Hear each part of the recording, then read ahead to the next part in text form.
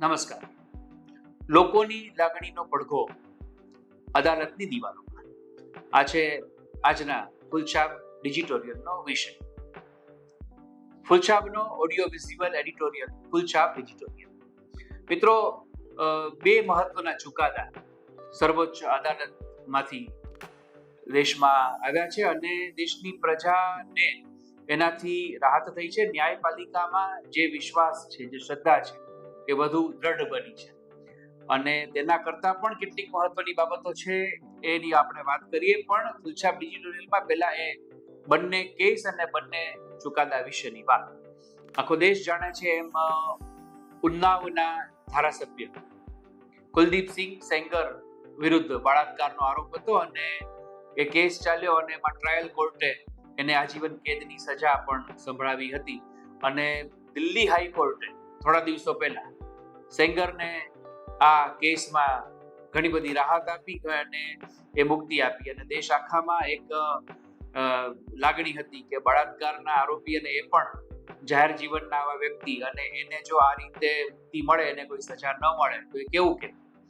આપણને બધાને યાદ છે કે કોલકાતામાં આરજીકર હોસ્પિટલમાં જ્યારે આવો એક કિસ્સો બન્યો ત્યારે દેશ આખાના ડોક્ટરો અને જાગૃત નાગરિકો રસ્તા ઉપર ઉતરી આવ્યા હતા, હડતાળ પાડી હતી અને કેસનો બંગાળ સરકારનો, બંગાળ પોલીસનો વિરોધ કર્યો હતો. અને એના સ્થાને બહુ જ બરાબર વાત હતી, એટલા માટે કે મેડિકલ કોલેજની વિદ્યાર્થીની અથવા તો કોઈ પણ સ્ત્રી, યુવતી કે બાળા એની ઉપર દુષ્કર્મ થાય એ સાંખી ન શકાય અને એ સામાજિક રીતે અત્યંત ઘૃણાસ્પદ બાબત છે અને એને કાયદાકીય રીતે જલ્દી એનો નિવેડો લાવવો જોઈએ, એવી દેશ આખાની લાગણી હતી. પણ ઉન્નાવના આ કેસ વખતે આવા કોઈ પડઘા પડ્યા નહીં.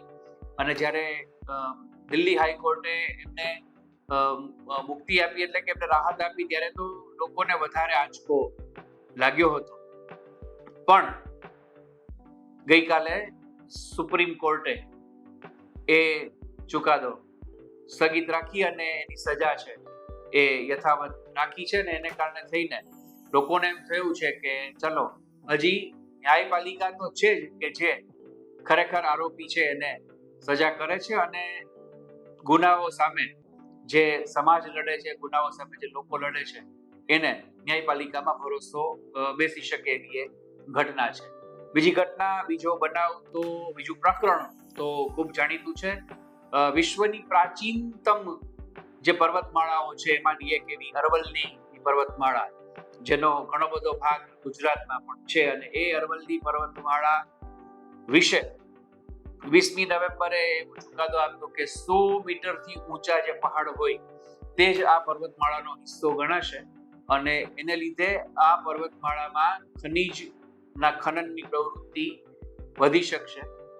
આવી વાત આવતા જ પર્યાવરણ પ્રેમીઓ, જે રાજ્યોમાં આ પર્વતમાળા ફેલાયેલી છે એના રહેવાસીઓ, એના નાગરિકો અને પ્રકૃતિ પર્યાવરણ સંદર્ભે કામ કરતા હજારો લોકોમાં આક્રોશની રોષની લાગણી હતી.